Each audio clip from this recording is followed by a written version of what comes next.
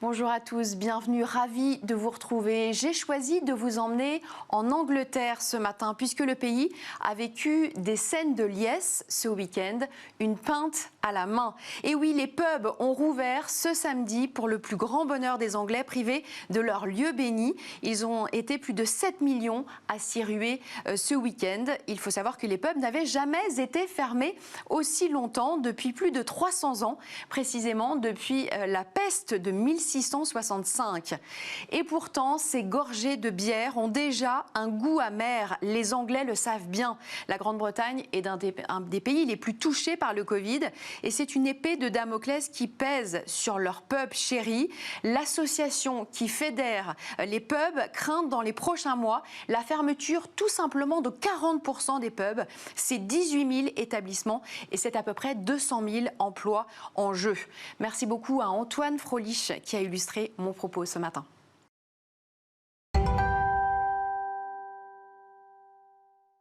Un programme revigorant ce matin. On va parler des conséquences de la crise sur la publicité sur Internet, de la start-up Hubble qui bouscule le marché de la vérification d'identité à distance et vient de lever 10 millions d'euros, tout en passant un partenariat avec BPI. Sa fondatrice est avec nous en plateau. Et puis nous reviendrons sur le modèle de Cyclofix qui profite de l'explosion des mobilités urbaines. Mais tout de suite, les 4 chiffres du jour. C'est avec vous, Olivia Hierret-Daubray. Bonjour. Bonjour Capucine, bonjour à tous. Alors voyager aux confins de l'espace à bord d'un vaisseau spatial, un rêve qui deviendra une réalité pour 600 personnes. En effet, la fusée suborbitale Spaceship Two de Virgin Galactic est bientôt prête. Et pour s'enregistrer sur les premiers vols, les passagers ont dû débourser pas moins de 178 000 à 222 000 euros chacun pour un billet. La société de Richard Branson prévoit de dévoiler le 28 juillet le design intérieur de la cabine, une cabine qui, selon Virgin Galactic, offre à chaque passager un niveau d'intimité nécessaire à la découverte et à l'épanouissement personnel. Et vous nous parlez aussi du Futuroscope, Olivia. Exactement, Capucine. Le parc à thème va faire l'objet d'un programme de rénovation et d'extension montant 304 millions d'euros sur 10 ans. Il est notamment prévu 3 nouvelles attractions d'ici à 2025 ainsi qu'un parc aquatique. On poursuit avec une bonne nouvelle pour les femmes. Tout à fait, puisque pour la première fois dans l'histoire, une femme figure en tête des patrons les mieux rémunérés aux États-Unis. Elle s'appelle Lisa Su et dirige une multinationale, AMD Advanced Micro Devices, une société spécialisée dans la fabrication de semi-conducteurs et cartes graphiques. Lisa Su a perçu 58,5 millions de dollars en 2019, une information qui vient du classement des PDG les mieux payés du SP500, réalisé par Equilar pour le compte de l'agence Associated Press. Une belle progression puisqu'en 2018, la patronne gagnait 4 fois moins. Et sur les 329 patrons de ce classement, 20 sont des femmes. Et vous revenez du côté de la Grande-Bretagne pour terminer. En effet, le pays est sur le point de conclure un accord d'approvisionnement de 500 millions de livres, soit 624 millions de dollars avec Sanofi et GlaxoSmithKline, le géant de l'industrie pharmaceutique. Objectif, obtenir pour 60 millions de doses de leur vaccin potentiel contre la Covid-19. C'est une information du Sunday Times. Sanofi travaille actuellement sur 2 vaccins Covid-19 possibles et une porte-parole du ministère britannique de la Santé a déclaré que les discussions étaient en cours. Merci beaucoup Olivia, on vous retrouve évidemment demain et on enchaîne tout de suite avec Smart Leader.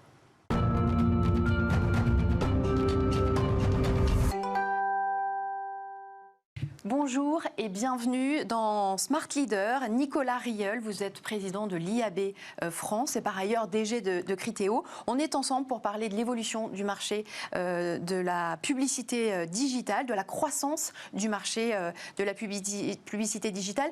L'IAB, je reviens dessus, donc c'est l'Interactive Advertising Bureau. C'est une association qui a été créée en 1998, c'est-à-dire à peu près au moment de la création d'Internet. Son objectif, c'est, je cite, structurer le marché de la communication sur Internet. Je voudrais qu'on commence par ça. Pourquoi la pub en ligne a-t-elle besoin d'être structurée? Oui, bien sûr, il y a plusieurs raisons. Je représente ici l'IAB France et on est un organisme international. C'est très important parce que le marketing digital et la publicité en ligne, c'est un marché qui est mondial et qui est complexe.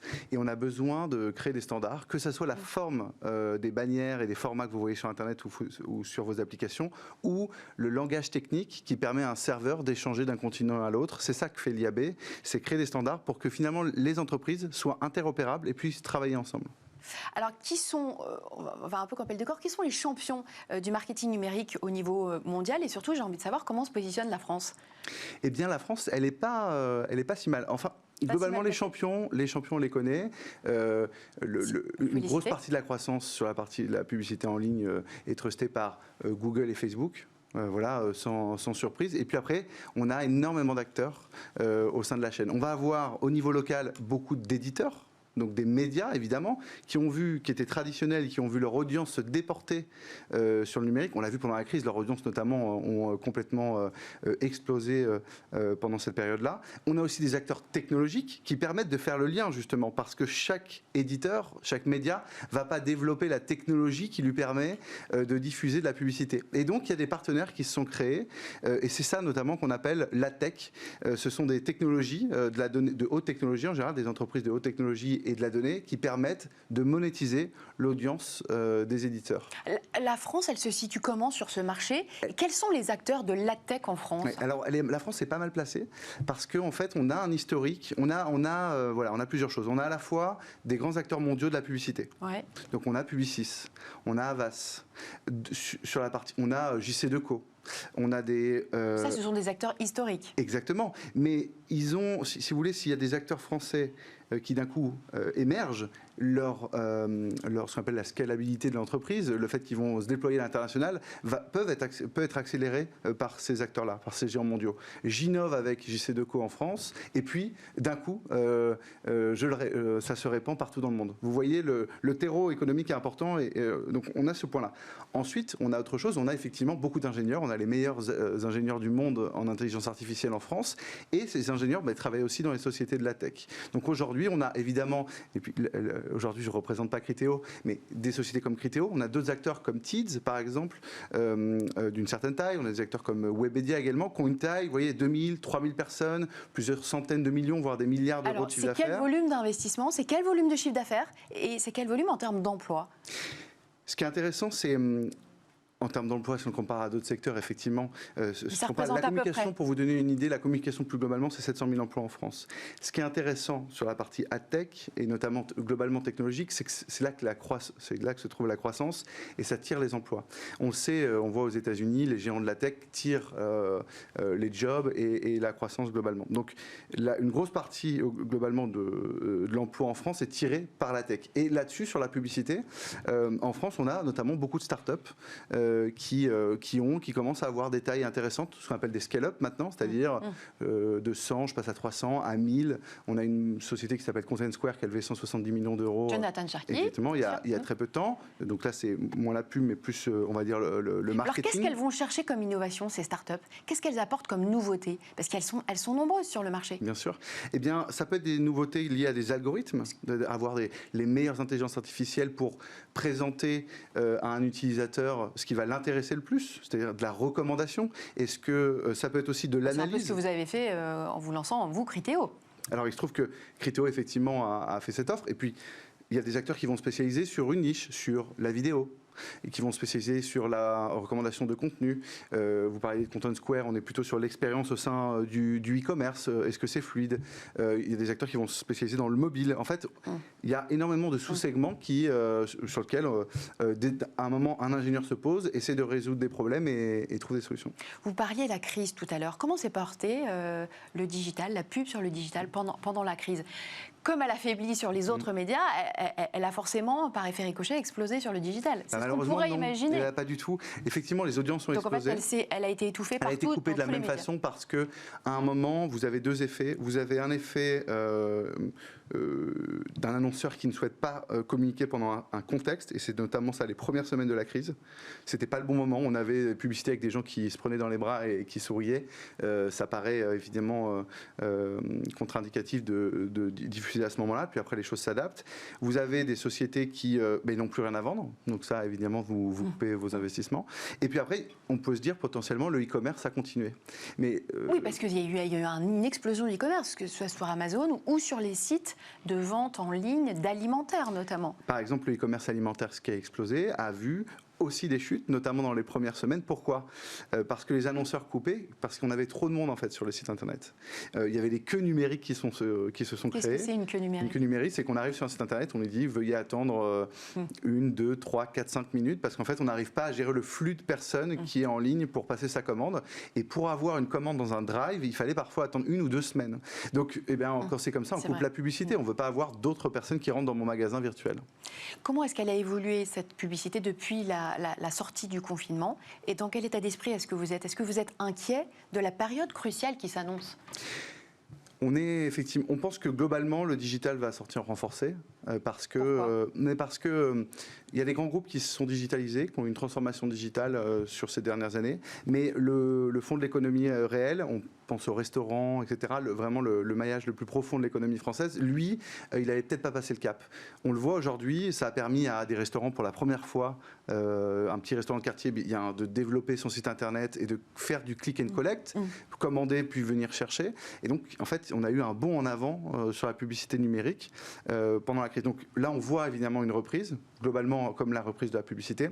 Le double fait, malheureusement, c'est la crise économique. On a des annonceurs qui, eux, dans leur core business sont affectés, doivent faire des économies, et la publicité est une variable. Ça veut dire qu'on peut le couper, ces budgets, au cours de l'année, et malheureusement, on va être affecté. On voit une reprise plutôt un retour à la normale en 2021. Enfin, on coupe plus facilement sur le print ou sur la radio que sur le digital. En fait, en période de crise. Pas du tout. Pourquoi ? Attendez, c'est plus facile en tout cas de couper en ligne, puisqu'on a juste appuyé sur pause en fait sur une interface. Oui. Alors qu'en fait, il existe des contrats commerciaux qui sont plus faciles à activer. Après, dans l'arbitrage qui est fait, peut-être qu'il peut y avoir différentes stratégies. Des annonceurs vont choisir effectivement de favoriser un acteur plutôt qu'un autre. Bien sûr. Alors l'IAB a été aussi créé, pour différentes raisons, mais aussi pour améliorer l'efficacité d'un investissement. Est-ce que la profusion actuelle de publicité en ligne, alors je parle avant le confinement évidemment, est-ce qu'elle elle ne nuit pas à cette efficacité ? Si, bien sûr, c'est-à-dire qu'à un moment... On est quand même, le message est brouillé, quoi, tellement oui, il y a une publicité, elle doit être déjà pour qu'elle soit efficace, il faut qu'elle soit vue, il faut qu'elle soit aimée, il faut qu'on soit engagé avec. À partir du moment où en fait on la trouve intrusive et que le message ne me convient pas, parce que ça n'a rien à voir avec mes centres d'intérêt, effectivement, c'est contre-productif. Donc tout l'intérêt, il y a eu pas mal d'initiatives d'ailleurs qui sont lancées. En France, on a un label qui s'appelle Digital at Trust, et beaucoup d'éditeurs ont fait vraiment un gros travail pour éviter ce qu'on appelait à un moment pendant des années le sapin de Noël. C'est le fait d'avoir évidemment vraiment des pages qui sont beaucoup trop chargées et qui nuisent finalement. Qui s'allument partout. Exactement. Ouais. Mais vous, en tant que DG de Criteo et président de cette association, est-ce que vous n'avez pas un vrai rôle à jouer pour aller plus loin et limiter ce côté intrusif ? Eh bien, justement, là, ça sera seulement pour l'IAB ce soir, mais les associations professionnelles françaises se sont justement ont créé un label à l'initiative de l'Union des marques, mais aussi, donc vous voyez, des annonceurs et du côté et du SRI également, les régies. Justement, je vous parlais du Digital Trust pour améliorer ces expériences et aller dans le bon sens. La crise, c'est une opportunité pour changer, pour aller dans un sens différent ? Les crises, globalement, il faut toujours le voir. On peut le voir effectivement comme quelque chose d'anxiogène et mauvais pour l'économie, ou on peut voir ou s'adapter directement. La publicité, elle évolue avec la société française. Donc là, je remonte un petit peu pour parler plus de la communication et des messages qui vont être portés. Vous allez le voir dans les mois à venir. Les messages ne seront pas les mêmes, évidemment, puisque tout ça c'est pris en compte évidemment par les marques et dans leur façon de communiquer. Nicolas Riel, quand on voit des marques comme Coca, Unilever, Patagonia, The North Face se détourner brutalement en quasiment 24 heures de réseaux sociaux comme Facebook ou Instagram, c'est ce qui s'est passé il y a une semaine. Je rappelle que c'était pour inviter Facebook à davantage modérer les messages d'incitation à la haine. Est-ce que vous n'aviez pas un rôle à jouer dans cette histoire ? Ici, c'est le sujet de la haine en ligne. C'est un sujet qui est un vrai problème. Chaque annonceur a pris sa décision dans son coin finalement et vous n'avez pas vraiment été consulté. Là, c'était un mouvement, effectivement. Il ne faut pas, déjà, les annonceurs font ce qu'ils veulent et n'ont pas l'avis de l'IAB France, vraiment pas, avant de prendre des décisions. Vraiment, c'est pas du tout notre rôle. Par contre, effectivement, la haine en ligne est un vrai sujet complexe. Vous avez vu, la loi Avia a été refusée par le Conseil constitutionnel en France, donc c'est pas si facile que ça, mais il faut qu'on arrive à trouver une solution et qu'on lutte contre ça. Le problème ici, c'est pas, vous l'avez compris, le message publicitaire qui pose problème, puisque celui-ci il est encadré. En France, on a l'autorité de régulation de la publicité, chaque message est encadré. Non, c'est le contexte. Et quand on est sur des médias qu'on connaît bien, les éditeurs d'information, etc., c'est beaucoup plus facile de le maîtriser, effectivement. Ici, on est sur des cas où on est sur du contenu généré par l'utilisateur. Et aujourd'hui, la question, c'est de savoir, voilà, est-ce qu'on doit réguler ou... Et là, mais votre avis sur ce qui s'est passé? On a plus de 900 annonceurs ici qui, finalement, portent une forme de pression auprès des acteurs de ces plateformes, Facebook et d'autres plateformes, pour qu'ils puissent agir. J'ai l'impression qu'ils ont déjà commencé à prendre des décisions. Si on arrive, grâce à ce mouvement, à finalement lutter contre la propagation de la haine en ligne, ça vous plaît? Bah oui, c'est une bonne chose. Alors, puisqu'on parle de marques américaines, vous êtes souvent en désaccord avec une autre marque qui s'appelle Apple et qui vient la nouvelle vient de tomber. Apple va mettre en place un deuxième pop-up sur donc toutes les applications Apple. Quand on ouvre une application Apple, vous êtes évidemment vent debout. En quoi est-ce que ça peut desservir toute la publicité digitale au niveau européen ? En fait, globalement, il y a Apple qui a pris une décision. C'est son écosystème. On peut se dire, bon, Apple fait ce qu'il veut au sein de son écosystème. Les médias développent des applications. Ils sont au sein d'Apple. Ils doivent respecter. Si je veux être sur l'App Store, je respecte les règles. C'est un peu plus compliqué que ça. Parce qu'en fait, il y a 1,5 milliard d'iPhone dans le monde. Ça veut dire que cet accès aux consommateurs, il n'y a aucune entreprise, et donc des médias, qui peut s'en passer. Voilà, on doit être sur l'App Store pour toucher, évidemment, et avoir une relation avec cette audience. Et en fait, on a une entreprise qui n'est pas n'importe laquelle. Apple, c'est quand même la première capitalisation du monde. C'est une des plus grosses entreprises du monde qui prend des décisions unilatérales sans consulter. Et là, pour le coup, on aurait aimé être consulté, pour faire le lien tout à l'heure, parce que c'est vraiment notre rôle. Prend des décisions sans même finalement penser au cadre législatif. Il y a eu des années de négociations pour arriver au RGPD en Europe. C'est une décision souveraine d'État démocratique qui prend une décision. Ce qui fait que les éditeurs, juste pour bien qu'on comprenne, ont mis en place des pop-up pour donner leur consentement, notamment sur les fameux cookies, qu'on retrouve également sur les applications. Et d'un coup, Apple dit « Ah non, moi je vais rajouter une deuxième pop-up ». Donc ce qu'on demande, c'est très simple.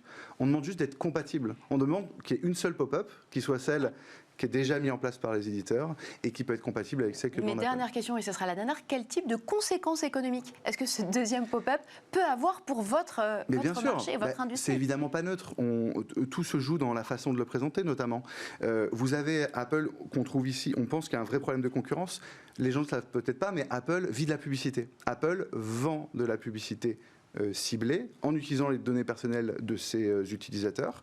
C'est un produit notamment qui s'appelle Search Ad et donc qui est en concurrence avec d'autres acteurs du marché. Bien sûr. Sur ces produits-là, Apple ne demande pas de pop-up. Par contre, pour les autres acteurs, c'est le cas. Nous, on veut mettre en avant le fait qu'il y a un traitement différencié et qui pose un vrai problème de concurrence. Merci beaucoup, Nicolas Rieul, d'être venu nous voir. Je rappelle que vous êtes le président de l'IAB en France. On enchaîne tout de suite avec Smart Tomorrow.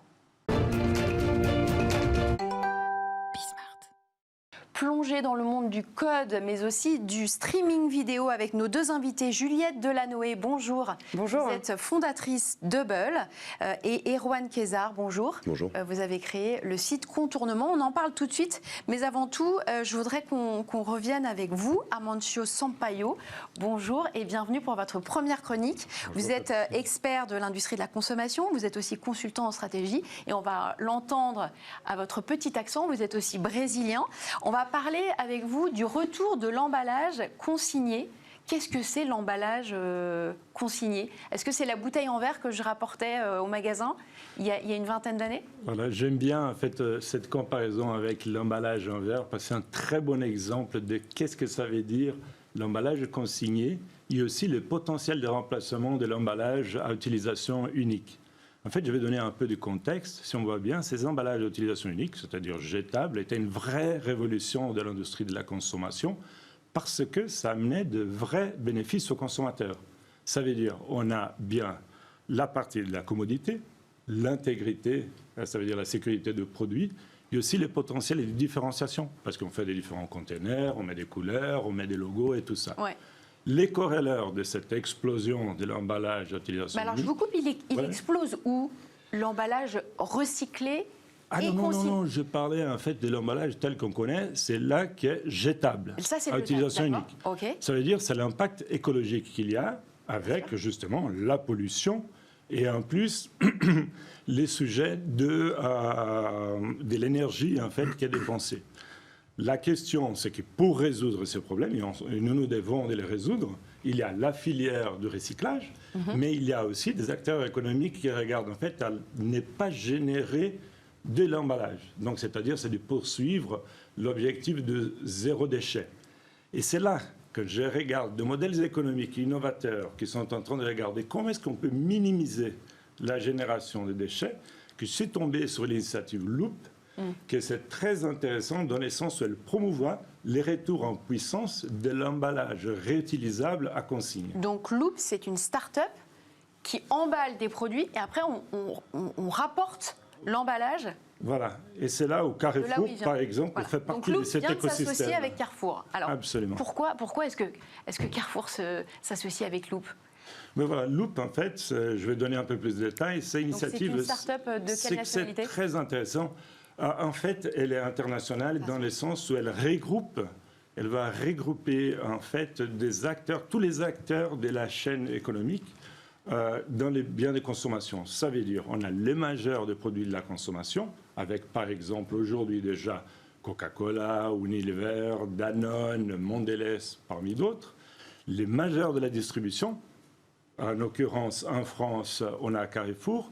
Il y a aussi un expert dans le domaine de l'économie circulaire, TerraCycle, qui est présent à l'international dans des projets similaires.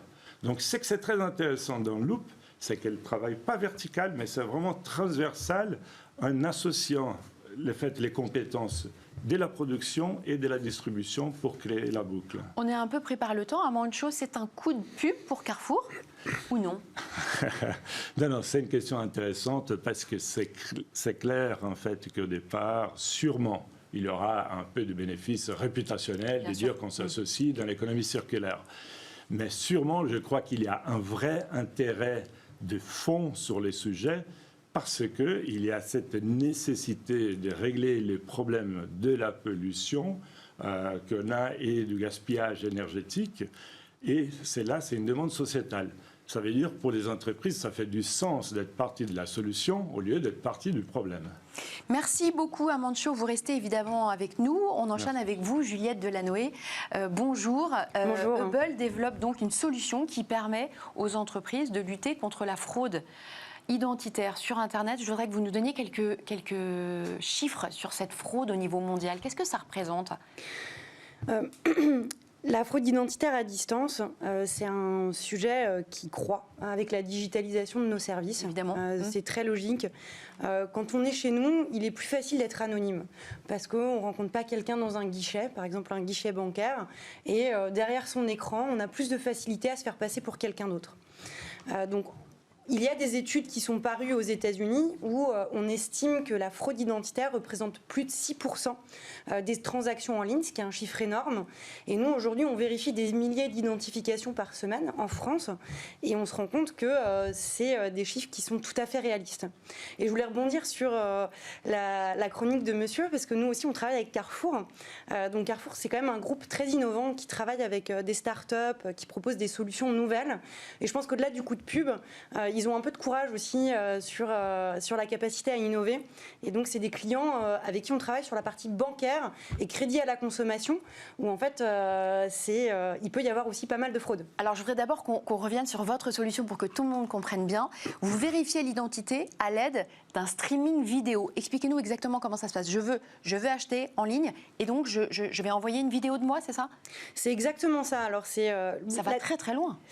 L'idée, c'est vraiment de digitaliser le guichet. Donc, que ce soit un guichet bancaire ou que ce soit un guichet pour louer une voiture ou tout simplement pour faire un entretien pour avoir un job. L'idée, c'est de mettre le guichet bancaire dans les mains de n'importe qui, de son téléphone et de son ordinateur. Donc, on demande aux utilisateurs de réaliser très simplement une petite vidéo de leur document d'identité. On les guide pour ça. Et ensuite, on fait une vidéo de leur visage. Et ça nous permet de s'assurer que le document présenté est réel. On vérifie la plasticité, les hologrammes. On peut aller très très loin dans les vérifications. Et on fait pareil sur le visage. Et ensuite, on compare les deux. Et ça nous permet de nous assurer que c'est la bonne personne. Si je me permets, j'ai 2 questions en fait. Un, c'est comment est-ce que vous faites pour la protection des données personnelles ? Les données, parce qu'à partir du moment où vous avez des données ou des vidéos sur les utilisateurs, comment acceptent-ils de vous les céder ? Moi, j'aurais pas envie de vous la céder, en tout cas. Big Brother. C'est vrai qu'on a un sentiment de peur par rapport à ça. Il y a, en fait, le RGPD nous protège beaucoup, donc nous, on ne stocke pas ces informations. On informe les utilisateurs de ce qu'on fait de ces données. Et en fait, on a fait le choix aussi, qui est un choix, je pense, assez fort et politique, d'être dans des clouds 100% français. Donc nous, on est hébergés en France, on n'a pas de cloud américain. Nos données, elles sont traitées uniquement en France et on travaille en informant aussi les personnes de ce qu'on fait de leurs données. Donc ces données-là, elles sont traitées avec énormément d'attention et on respecte très profondément le RGPD chez nous. En fait, c'est la colonne vertébrale de votre start-up. C'est la pierre angulaire. Tout tourne autour de ça. Ouais. On est une société qui fait de la cybersécurité, qui la met dans les mains de n'importe qui, dans le respect de leurs données personnelles. C'est vraiment ce pourquoi on a été créé. Et on le fait bien et on a la chance de travailler avec des très grands clients, donc Carrefour Banque et aussi BPI. Alors justement, vous venez de signer un partenariat avec BPI. Comment ça va se passer, ce partenariat ? Vous allez vérifier l'identité des entrepreneurs qui ont été impactés par le Covid, c'est ça ? C'est exactement ça. En fait, on permet aux entreprises en difficulté pendant la crise Covid de faire des demandes de prêts et d'avoir une réponse très rapide. C'est pour fluidifier les demandes de prêts, pour aller plus vite ? C'est pour aller plus vite et permettre de les faire à distance parce qu'on a été lancé pendant le confinement. Donc BPI n'avait pas de guichet et en fait, avec Hubble, on a digitalisé le guichet, on a amené le niveau de sécurité pour éviter la fraude aussi en cette période où c'était un peu le bazar. Et nous, on arrivait avec la sécurité, la promesse d'aller vite, la digitalisation complète dans un cadre où les gens étaient confinés. La taille de ce marché est colossale. Oui, on parle d'un marché qui aujourd'hui fait plus de 10 milliards d'euros au niveau mondial. Donc nous, on est une société qui aujourd'hui est quand même concentrée sur le marché européen. Comme je vous l'ai dit, on a une ADN de respect des données personnelles, du RGPD, aussi un cloud non américain, français, mais de fait européen. Et c'est un choix qui nous a demandé beaucoup d'investissement. Et aujourd'hui, on compte le rentabiliser d'abord sur le continent européen. Et voilà. Et Juliette, ce qu'il faut dire, c'est que vous venez de lever 10 millions d'euros auprès de Partech et de Bria. Juste en sortie de confinement, preuve de l'efficacité de votre start-up. Je reviens vers vous. Erwan Cazard, vous êtes la première communauté francophone du no-code. Donc vous avez lancé Contournement en septembre 2019. Le no-code, c'est à la fois un marché, mais c'est surtout une bouffée d'oxygène phénoménale pour tous ceux qui ne savent pas coder. Oui, on considère que c'est une avancée importante dans la démocratisation de la création de sites internet et d'applications mobiles. Parce que traditionnellement, il faut savoir maîtriser le code informatique pour faire ça.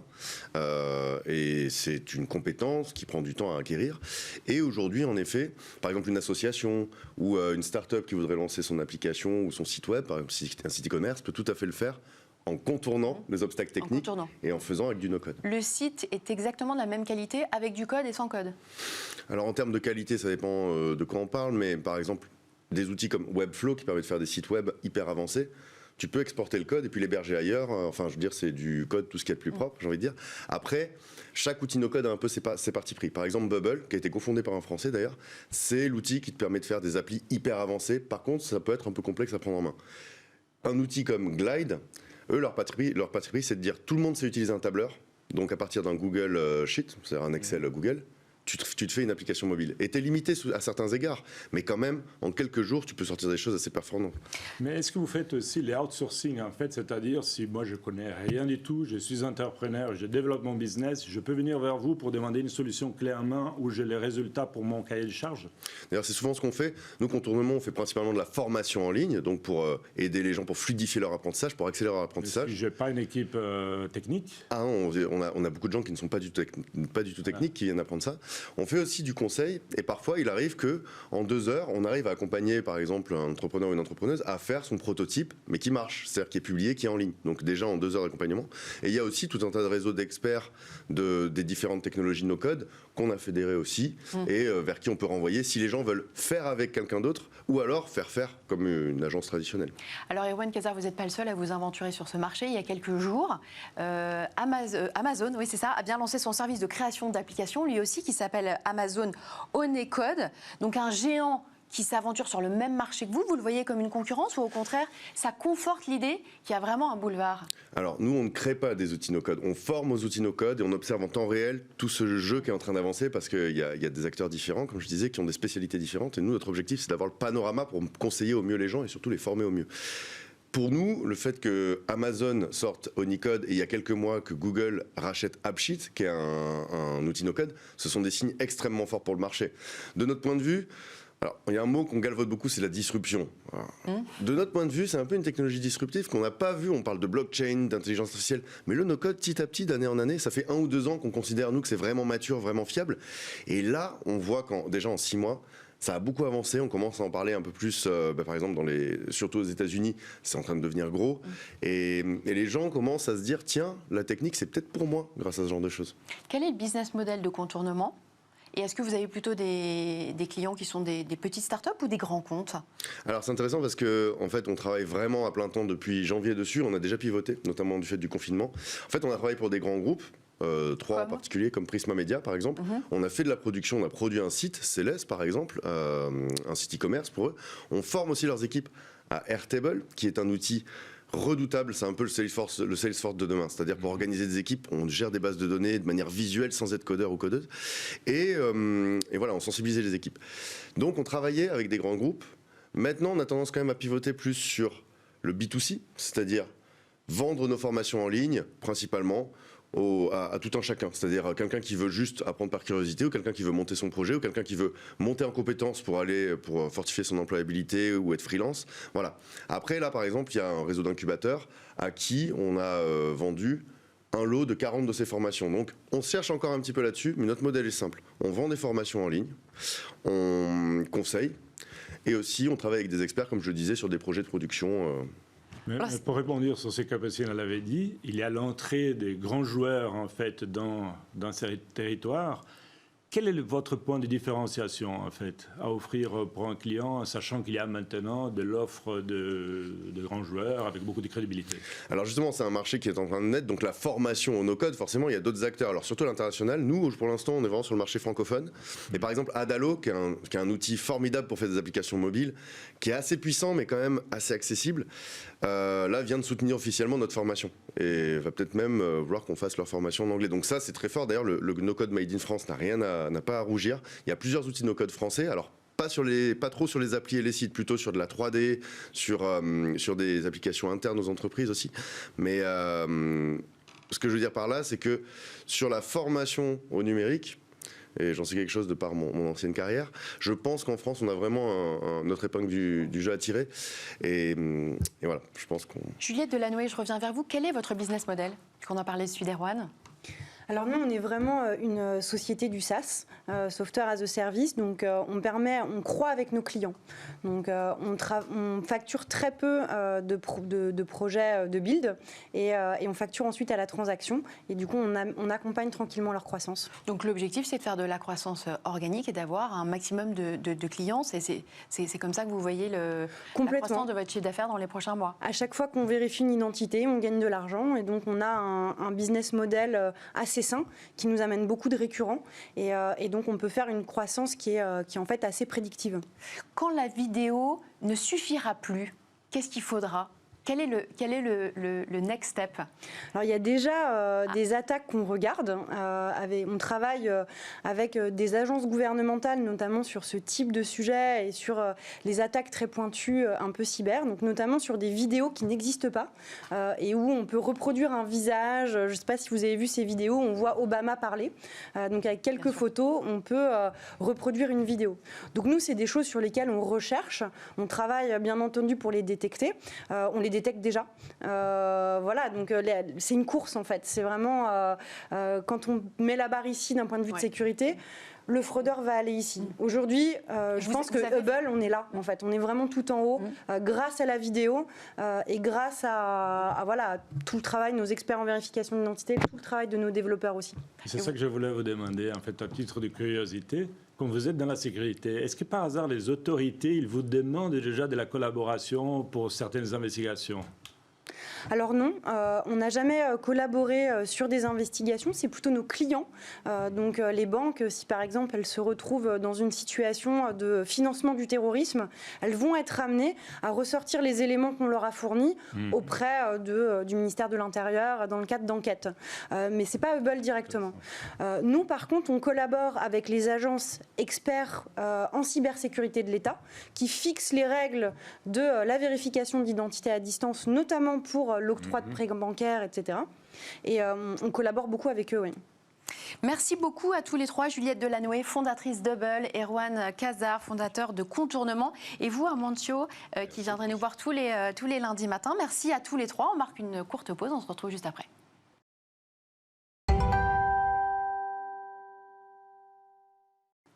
Et on enchaîne avec nos deux dernières séquences. Smart Fresh avec vous, Jean-Jacques Manceau, rédacteur en chef de Forbes. Bonjour. Bonjour et bienvenue. Et Alexis Zerbib, qui est donc le fondateur de Cyclofix. Vous restez avec nous. On écoute Jean-Jacques, qui va d'abord nous parler de l'explosion des dark kitchens pendant le confinement. Mais alors, qu'est-ce que c'est une dark kitchen? Alors moi, il faut que je l'avoue, j'ai découvert ça pendant le confinement. Alors, les dark kitchens... Il y a le dark web et là, voilà, c'est dark kitchen. Dark kitchen, alors c'est un nom d'une société, mais c'est quelque part, c'est des cuisines centralisées qui font de la livraison. C'est-à-dire, c'est des restaurants sans salle. Donc, dans un restaurant, vous avez une cuisine et vous avez une salle. Les plats sont préparés en cuisine et ils sont livrés en salle. Mais on pourrait imaginer des restaurants sans salle où vous préparez en cuisine et puis... Vous avez sur Uber Eats... C'est un peu ce que fait Frischti, par exemple. Oui, par exemple. C'est un peu ce que fait Frischti. Sauf que là, l'originalité, c'est que les dark kitchens, et notamment celle de Panorama Group, que moi j'ai découvert pendant le confinement parce que ce business a explosé, ben, eux, ils sont carrément allés jusqu'à inventer, créer des marques de restaurants virtuels. Ce que moi j'appelle des DNVR, des Digital Native Virtual Restaurants, un peu comme sur le modèle des DNVB, comme Cézanne ou le Slip français. C'est-à-dire... Ce sont des marques virtuelles, par exemple, vous allez trouver sur une application comme Just Eat ou comme Uber Eats, vous allez trouver des hamburgers, vous allez trouver des sushis, vous allez trouver des... Mais qui jusqu'ici appartenait à une enseigne qui a pignon sur rue. Généralement, là, vous êtes en train de nous dire qu'on est en train d'inventer juste des cuisines qui n'ont aucun lien avec un restaurant? Alors, jusqu'à présent, là, en l'espèce, Jean Valfort, chez Panorama Group, a créé ces dark kitchens en complément de ces restaurants, dont beaucoup sont dans le passage des Panoramas à Paris, d'où le nom de son groupe. Mais on pourrait imaginer demain il y en a certainement aux États-Unis, il y en a en France, qu'il n'y ait qu'une cuisine qui fasse que de la livraison. Alors, ça a été un modèle un peu intéressant pour les restaurateurs pendant le confinement, puisqu'ils ne pouvaient plus recevoir les clients. Donc, ils se disent, on prépare et on livre. Mais là, l'idée, c'est qu'en fait, on peut aller plus loin. C'est-à-dire qu'aujourd'hui, toute une série de gens ont envie de manger une cuisine très diverse, en commandant sur les applications. Et puis, c'est vraiment un terrain de jeu incroyable pour les gens du marketing, parce qu'ils peuvent créer des marques, leur donner une vraie identité. Et donc, on voit ce développement. Et c'est tellement une bonne idée qu'aujourd'hui, tous les restaurateurs s'y mettent. Et là, récemment...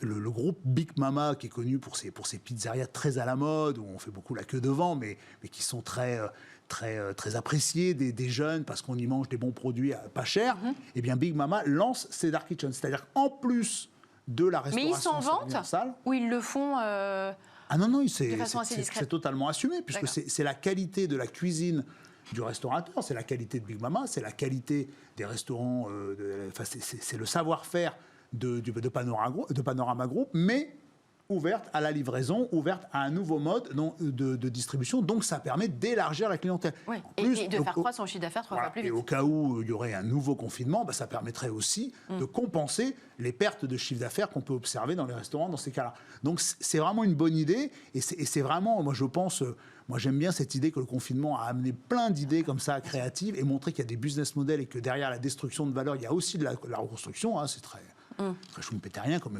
explication, mais derrière la contrainte, il y a des opportunités et que ce soit Panorama, que ce soit aujourd'hui Big Mama, mais plein d'autres. Aujourd'hui, il y a même les grands chefs s'y sont mis.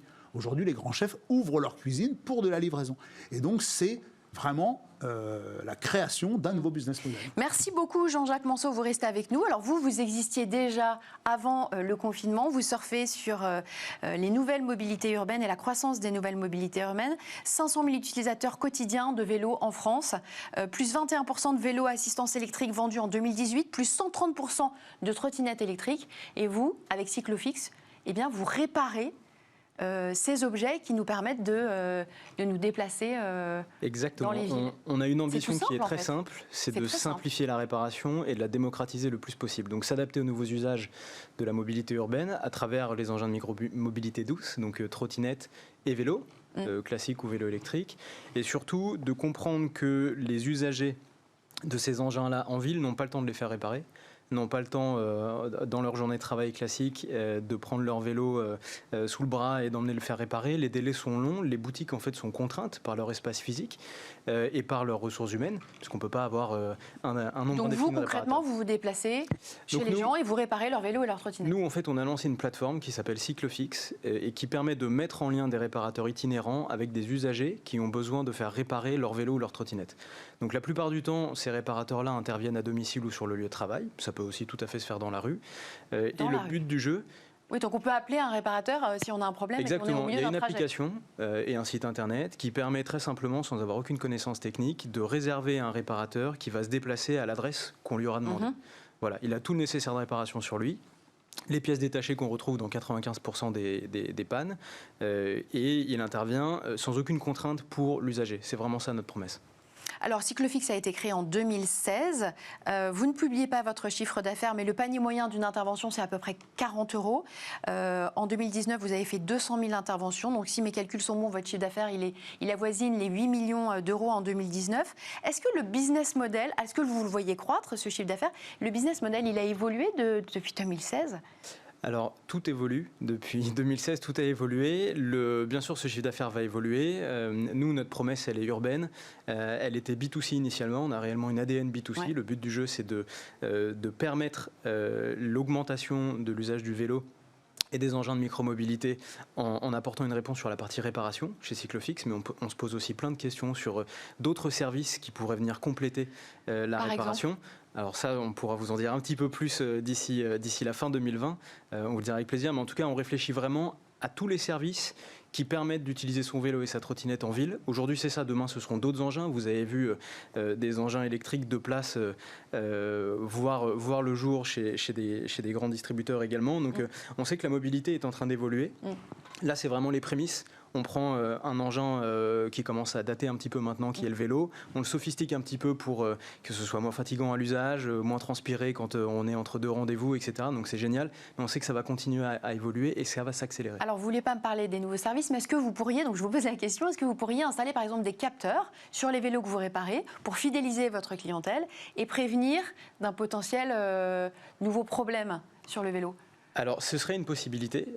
Ça pourrait passer par le hardware. On pourrait tout à fait utiliser sur les vélos électriques des contrôleurs, par exemple, qui pourraient envoyer ce type d'informations.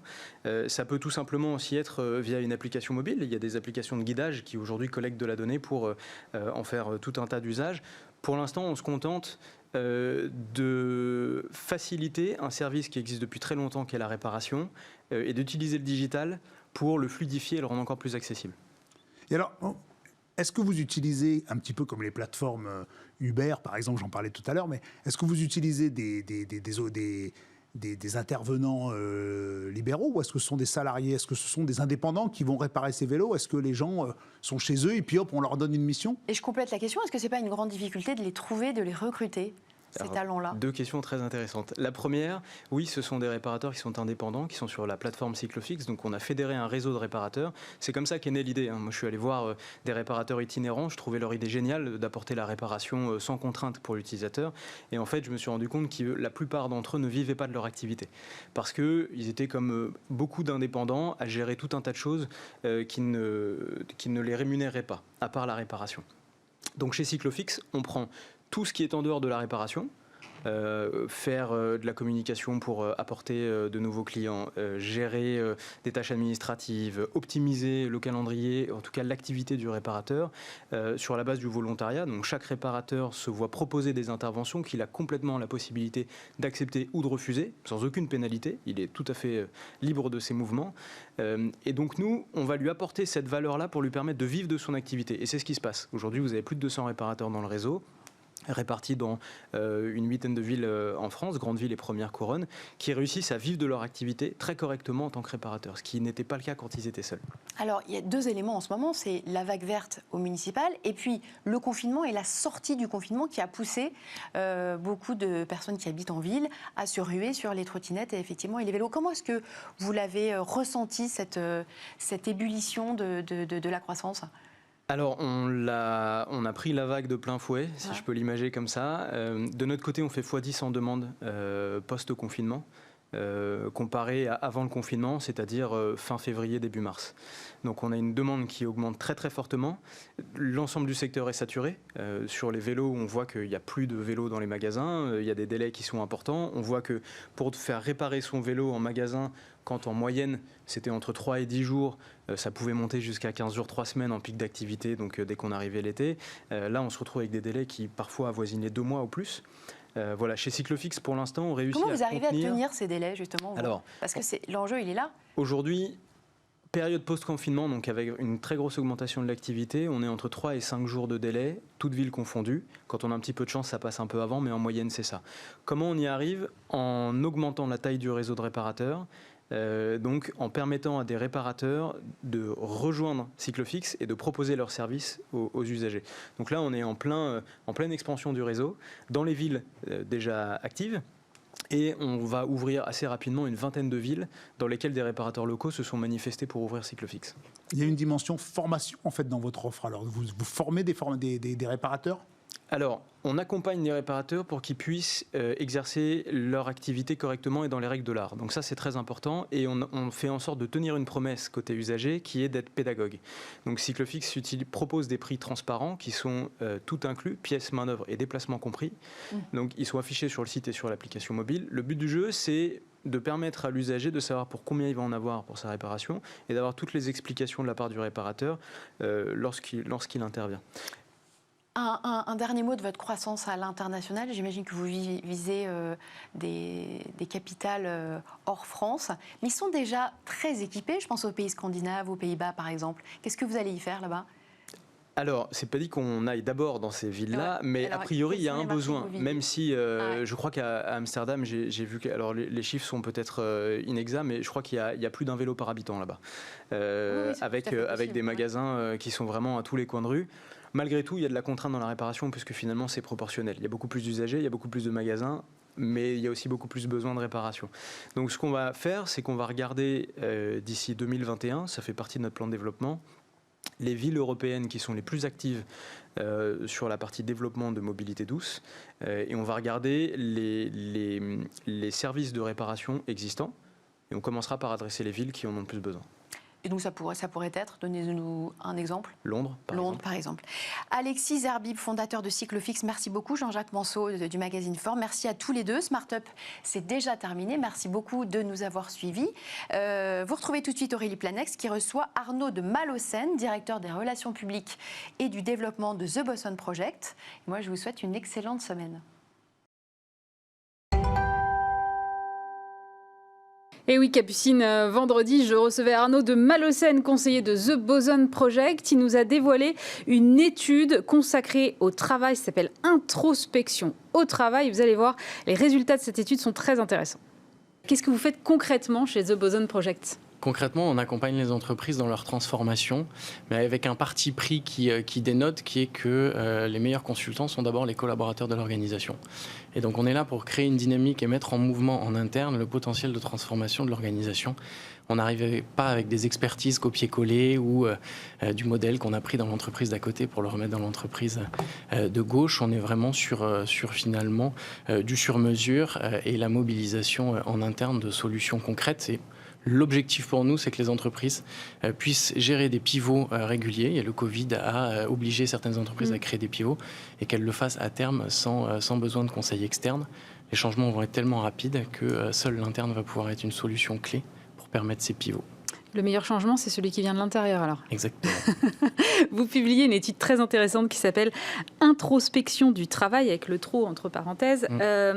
Et vous avez dit, en cette période, donc selon cette étude, 86% des Français interrogent leurs priorités de vie. Ça veut dire quoi? Qu'ils ont tous envie de se barrer à la campagne, pour faire simple? Non, ce serait un stéréotype. Il faut mettre ça, il y a deux sujets. Il y a les Français ne veulent pas travailler moins. Ça, c'est un sujet par rapport à ce que vous dites, puisque on a à peu près 70% des répondants qui n'ont pas vu leur motivation baisser pendant la crise, voire elle a augmenté. Donc, ils ne sont pas du tout anesthésiés par la crise et ce qu'on a pu entendre. Et on a un chiffre qui est intéressant, qui est 87% d'entre eux sont prêts aussi à augmenter leurs efforts au vu du contexte pour permettre à leur entreprise de sortir de l'ornière. Donc, on n'est pas du tout dans l'image du désengagé qu'on peut avoir, notamment avec l'image du télétravail, en disant chacun est chez soi avec sa famille, donc en fait tout le monde glande. Non, c'est pas vrai.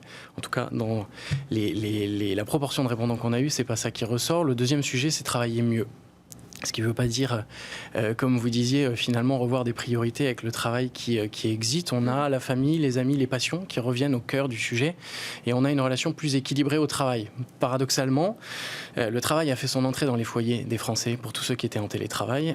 Et il a repris une place, une juste place, une place plus équilibrée dans la vie de chacun. Et donc chacun re-questionne ses priorités pour avoir un équilibre où le travail fera partie de cet équilibre, mais ne sera pas l'alpha et l'oméga. Mais il ne faut pas voir ça comme un synonyme de désengagement par rapport aux chiffres que je vous citais. C'est plus un terreau d'engagement qu'une aspiration suspecte et les entreprises vont devoir prendre ça en compte clairement, même si évidemment il pourrait y avoir des retours en arrière ou autres, mais en tout cas quand vous avez bossé 2 mois chez vous avec vos enfants, que votre taux de productivité et la performance a quand même globalement peu baissé, finalement ça va être compliqué pour les boîtes de venir revenir mettre une chape de plomb là-dessus avec du présentiel obligatoire et des process pour contrôler. Là où, pendant la crise, il y a eu un pacte de confiance tacite qui s'est créé entre l'entreprise et les collaborateurs. Vous dites que le travail a repris sa juste place. Moi, j'avais l'impression justement qu'avec le télétravail, peut-être on était dans une espèce de débordement où le travail, finalement, on n'avait plus trop d'horaires parce qu'on était à la maison, on allumait son ordi dès en se levant le matin, on l'éteignait presque en se couchant le soir, et où on n'arrivait plus à faire la part des choses entre la vie privée et la vie publique. C'est pas le cas. C'est pas ce qui ressort. Alors après, il faut nuancer effectivement parce que ça casse un stéréotype. On disait que le télétravail était l'apanage des jeunes, c'était une attente extrêmement forte, etc. Il y a des études qui sont sorties là-dessus. Nous, on l'a vu même chez nous, chez les Bosons, où les jeunes ont mal vécu le télétravail, justement par cette absence de rythme, etc. Vouloir revenir avec du collectif, là où chacun était dans son appartement. Et ceux qui le vivent mieux sont ceux effectivement qui ont un équilibre à côté familial, amical, qui fait que du coup vous avez un rythme. Moi, j'ai 3 enfants. Finalement, mon rythme, je l'avais et il n'était pas négociable pendant le confinement. Donc effectivement, il peut y avoir cette nuance-là. Et je sais que beaucoup de jeunes l'ont assez mal vécu. C'est quoi, c'est le fait d'être tout seul à la maison? Oui, tout seul, de ne pas avoir de rythme, du coup de déjeuner à 15h, de bosser sans vraiment de rythme. Et puis pour les plus jeunes aussi, de ne pas avoir ce cadre qui fait qu'on arrive à s'organiser dans son travail. Même si certains sont très organisés, on n'a plus la présence managériale qui dit attention, prends le temps de déjeuner, etc. D'avoir un peu cette attention-là. La distance fait qu'on se retrouve quand même un peu seul face à ça. Et moi, je sais que dans certaines boîtes, il y a certains jeunes qui ont explosé en vol avec des burn-out, justement parce qu'il n'y avait pas ce cadre managérial, cette attention managériale qui va être attendue énormément là dans les prochains mois. Ils ont presque trop travaillé plutôt que pas assez travaillé? Alors, il ne faut jamais faire de généralité, mais en tout cas, il peut y avoir cet écueil-là, oui, effectivement. Alors, dans votre baromètre, là, je disais qu'il y avait 40% des Français qui allaient être plus exigeants vis-à-vis de leur travail à l'avenir. Tout à fait. Ça veut dire quoi, exigeant sous quelle forme? Vis-à-vis de leur manager, vis-à-vis de l'intérêt du travail, vis-à-vis de leur rémunération? Non, ça va être... Il y a trois leviers. Ça va être vis-à-vis de l'entreprise et du management. Le premier levier d'exigence, c'est le collectif, l'autre. Paradoxalement, il y a énormément de distance qui s'est créée avec cette crise et en fait, on a eu le retour du collectif, du goût des autres, l'envie de ce collectif-là. On parle même de fraternité dans l'entreprise. Donc c'est hyper intéressant. C'est quand des boîtes ont fait 0 € de chiffre d'affaires pendant 2 mois, elles ont tenu parce qu'il y a un collectif qui est soudé, parce que des managers étaient présents, parce qu'il pouvait y avoir une culture d'entreprise qui était forte, qui leur permet de redémarrer aujourd'hui. C'est pas le baby-foot ou le vélo à smoothie qui a permis de fédérer ce collectif. Donc derrière, il y a une culture d'entreprise qui est assez forte et derrière, il y aura cette exigence-là vis-à-vis de l'entreprise et des managers d'être garant de ce collectif-là. Même si le télétravail pourra prendre une place plus importante, ce collectif, il est très attendu. Il va entraîner la transformation des sièges sociaux, etc. Où les sièges sociaux des entreprises seront plus l'endroit où on mesure la performance, mais seront des endroits où on se retrouve, des endroits totems, où on peut créer ce collectif, échanger, etc. Donc ça, le collectif est la première exigence et les entreprises vont devoir y faire très attention et ça veut dire que c'est une culture qui est vraiment vécue et pas une culture bullshit, vélo à smoothie, etc. Ça peut être un équilibre des deux, mais en tout cas, il faut quelque chose de vrai.